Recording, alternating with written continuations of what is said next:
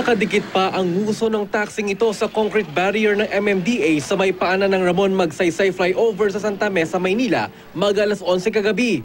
Wasak ang unahan ng taxi. Kwento ng driver na nagtamo ng sugat sa ulo, nabulaga raw siya sa mga barrier. Pag yung pasero, dito pala sa recto, kala ko doon sa kabila, Santa Mesa. Hindi mo ba napansin itong barrier na ito? Hindi ko napansin. Panibago kasi ako eh. Dati walang barrier yan, di ba? Ngayon haba oh. Hindi niya raw napansin ito dahil wala raw warning device ang lugar. Anong mensahe sa para malagyan ng ng early warning device? Kahit yung reflector ay sana, yung maliwanag. Kaya nga raw takaw aksidente ang nasa 10 concrete barrier na nakalagay sa lugar. Bali, pangatlo na ho yan.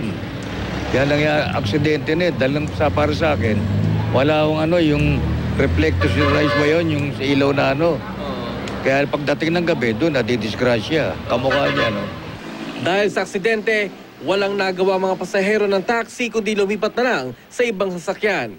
Ang mga pulis naman sa lugar, tumulong na lang sa pagmando ng traffic na dinulot ng naturang aksidente. Haji Rieta, GMA News.